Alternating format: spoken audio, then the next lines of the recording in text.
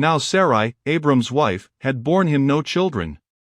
She had a female Egyptian servant whose name was Hagar. And Sarai said to Abram, Behold now, the Lord has prevented me from bearing children. Go in to my servant, it may be that I shall obtain children by her. And Abram listened to the voice of Sarai. So, after Abram had lived 10 years in the land of Canaan, Sarai, Abram's wife, took Hagar the Egyptian, her servant, and gave her to Abram her husband as a wife. And he went in to Hagar, and she conceived. And when she saw that she had conceived, she looked with contempt on her mistress. And Sarai said to Abram, May the wrong done to me be on you. I gave my servant to your embrace, and when she saw that she had conceived, she looked on me with contempt. May the Lord judge between you and me. But Abram said to Sarai, Behold, your servant is in your power, do to her as you please. Then Sarai dealt harshly with her, and she fled from her. The angel of the Lord found her by a spring of water in the wilderness, the spring on the way to Shur. And he said, Hagar, servant of Sarai, where have you come from and where are you going? She said, I am fleeing from my mistress Sarai. The angel of the Lord said to her, Return to your mistress and submit to her. The angel of the Lord also said to her, I will surely multiply your offspring so that they cannot be numbered for multitude.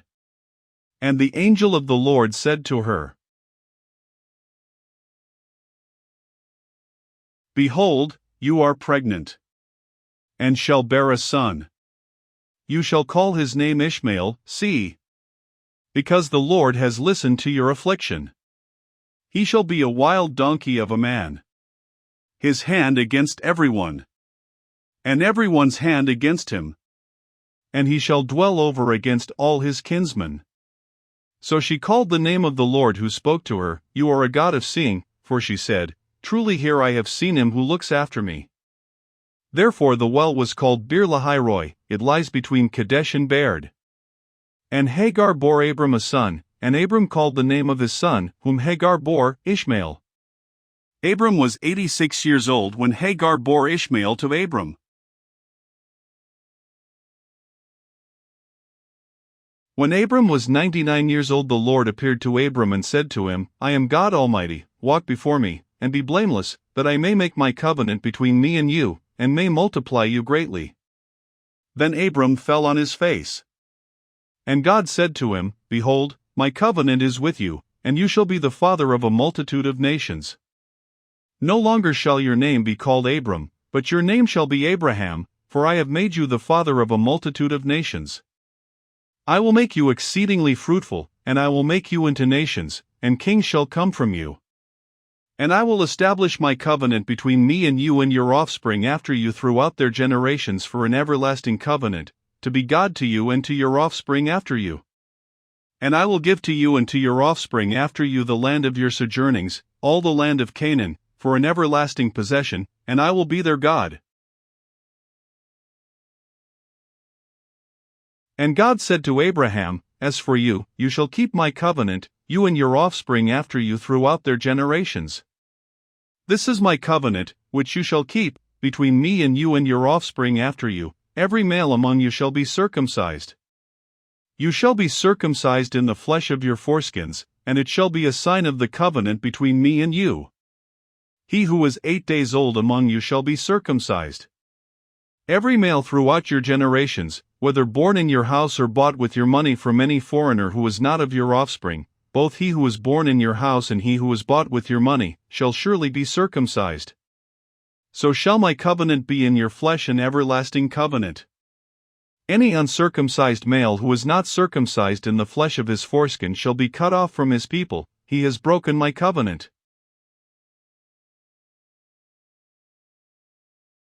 And God said to Abraham, As for Sarai your wife, you shall not call her name Sarai, but Sarah shall be her name. I will bless her, and moreover, I will give you a son by her. I will bless her, and she shall become nations, kings of peoples shall come from her. Then Abraham fell on his face and laughed and said to himself, Shall a child be born to a man who is 100 years old? Shall Sarah, who is 90 years old, bear a child? And Abraham said to God, O that Ishmael might live before you. God said, "No, but Sarah your wife shall bear you a son, and you shall call his name Isaac. I will establish my covenant with him as an everlasting covenant for his offspring after him. As for Ishmael, I have heard you, behold, I have blessed him and will make him fruitful and multiply him greatly. He shall father 12 princes, and I will make him into a great nation. But I will establish my covenant with Isaac, whom Sarah shall bear to you at this time next year."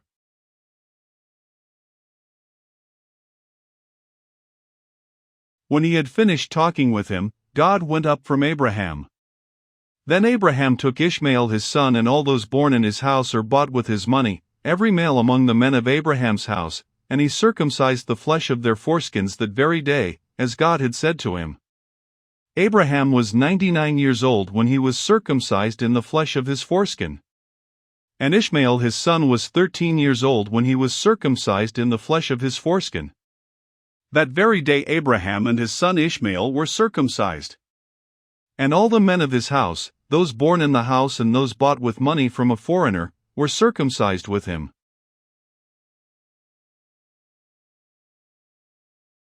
And the Lord appeared to him by the oaks of Mamre, as he sat at the door of his tent in the heat of the day.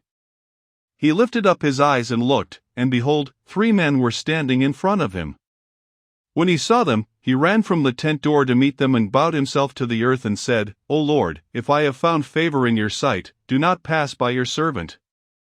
Let a little water be brought, and wash your feet, and rest yourselves under the tree, while I bring a morsel of bread, that you may refresh yourselves, and after that you may pass on, since you have come to your servant." So they said, "Do as you have said."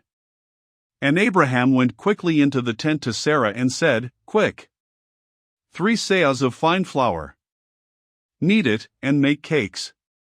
And Abraham ran to the herd and took a calf, tender and good, and gave it to a young man, who prepared it quickly. Then he took curds and milk and the calf that he had prepared, and set it before them. And he stood by them under the tree while they ate.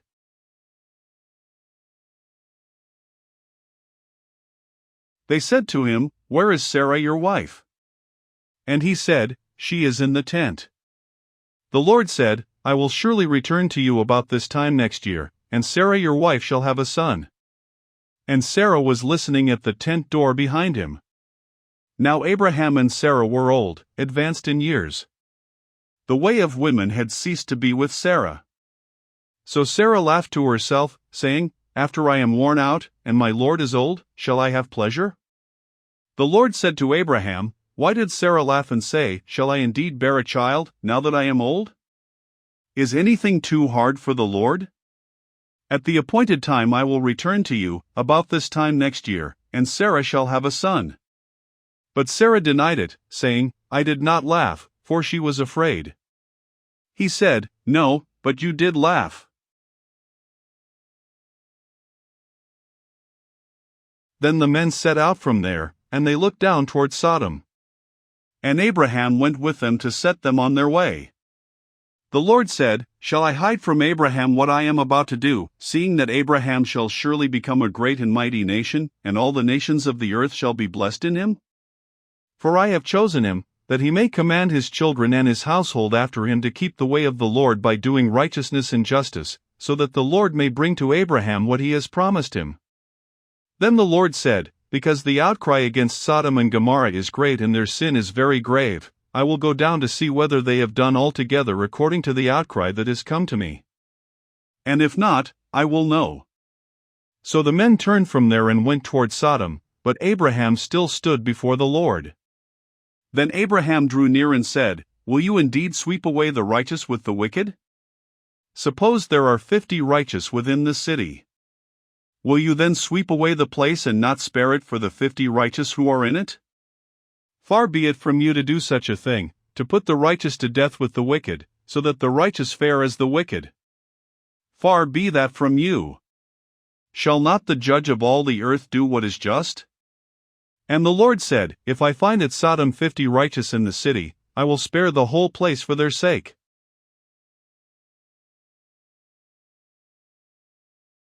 Abraham answered and said, "Behold, I have undertaken to speak to the Lord, I who am but dust and ashes. suppose 5 of the 50 righteous are lacking. Will you destroy the whole city for lack of 5? And he said, I will not destroy it if I find 45 there. Again he spoke to him and said, suppose 40 are found there.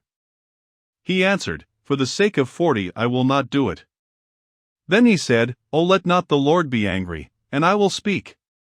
Suppose 30 are found there. He answered, I will not do it, if I find 30 there. He said, Behold, I have undertaken to speak to the Lord. Suppose 20 are found there.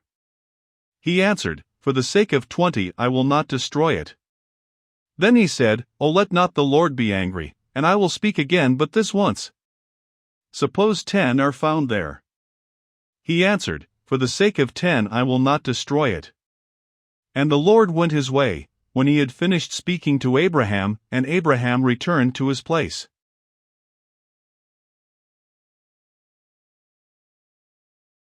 The 2 angels came to Sodom in the evening, and Lot was sitting in the gate of Sodom.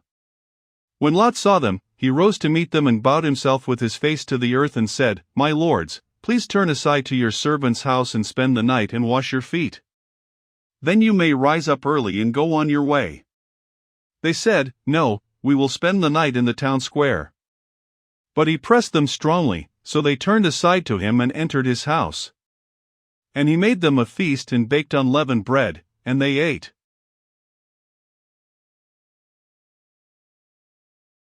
But before they lay down, the men of the city, the men of Sodom, both young and old, all the people to the last man, surrounded the house.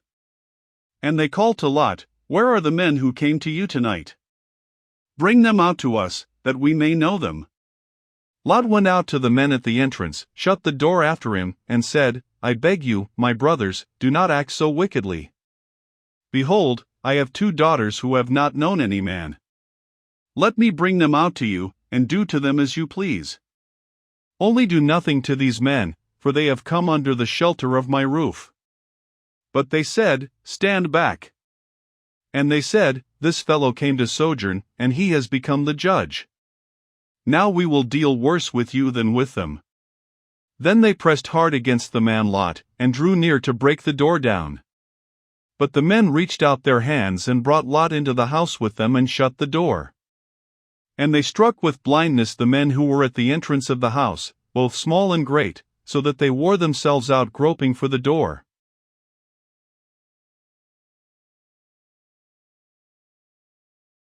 Then the men said to Lot, Have you anyone else here? Sons-in-law, sons, daughters, or anyone you have in the city, bring them out of the place. For we are about to destroy this place, because the outcry against its people has become great before the Lord, and the Lord has sent us to destroy it. So Lot went out and said to his sons-in-law, who were to marry his daughters, Up! Get out of this place, for the Lord is about to destroy the city. But he seemed to his sons-in-law to be jesting. As morning dawned, the angels urged Lot, saying, Up! Take your wife and your 2 daughters who are here, lest you be swept away in the punishment of the city. But he lingered. So the men seized him and his wife and his 2 daughters by the hand, the Lord being merciful to him, and they brought him out and set him outside the city. And as they brought them out, one said, Escape for your life.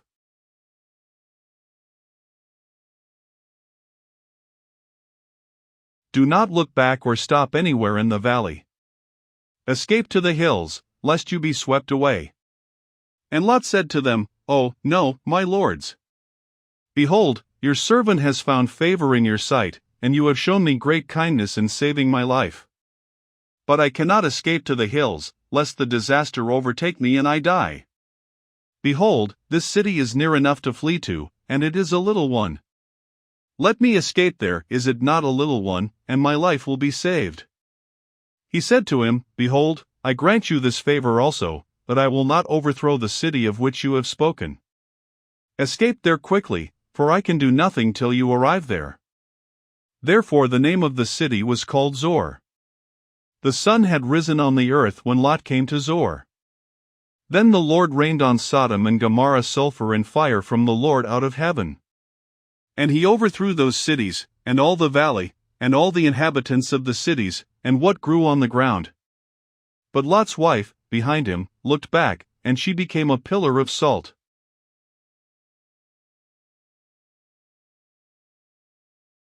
And Abraham went early in the morning to the place where he had stood before the Lord. And he looked down toward Sodom and Gomorrah and toward all the land of the valley, and he looked and, behold, the smoke of the land went up like the smoke of a furnace. So it was that, when God destroyed the cities of the valley, God remembered Abraham and sent Lot out of the midst of the overthrow when he overthrew the cities in which Lot had lived. Now Lot went up out of Zoar and lived in the hills with his 2 daughters, for he was afraid to live in Zoar.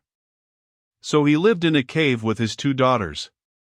And the firstborn said to the younger, Our father is old, and there is not a man on earth to come in to us after the manner of all the earth.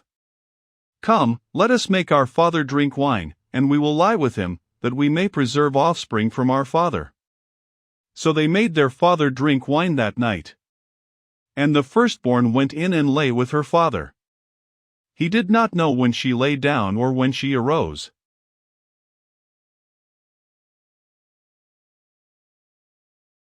The next day, the firstborn said to the younger, Behold, I lay last night with my father. Let us make him drink wine tonight also. Then you go in and lie with him, that we may preserve offspring from our father. So they made their father drink wine that night also. And the younger arose and lay with him, and he did not know when she lay down or when she arose. Thus both the daughters of Lot became pregnant by their father. The firstborn bore a son and called his name Moab. He is the father of the Moabites to this day.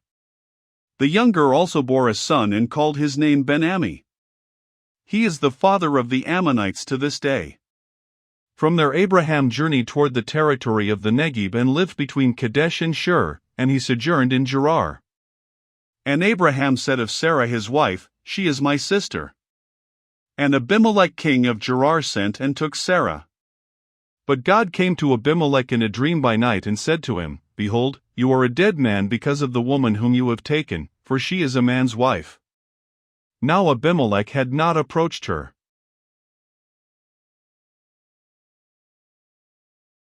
So he said, Lord, will you kill an innocent people? Did he not himself say to me, She is my sister? And she herself said, He is my brother. In the integrity of my heart and the innocence of my hands I have done this. Then God said to him in the dream, Yes, I know that you have done this in the integrity of your heart, and it was I who kept you from sinning against me. Therefore I did not let you touch her. Now then, return the man's wife, for he is a prophet, so that he will pray for you, and you shall live. But if you do not return her, know that you shall surely die, you and all who are yours. So Abimelech rose early in the morning and called all his servants and told them all these things. And the men were very much afraid. Then Abimelech called Abraham and said to him, What have you done to us? And how have I sinned against you, that you have brought on me and my kingdom a great sin? You have done to me things that ought not to be done. And Abimelech said to Abraham, What did you see, that you did this thing? Abraham said, I did it because I thought, There is no fear of God at all in this place, and they will kill me because of my wife. Besides, she is indeed my sister, the daughter of my father though not the daughter of my mother, and she became my wife. And when God caused me to wander from my father's house, I said to her, This is the kindness you must do me. At every place to which we come, say of me, He is my brother.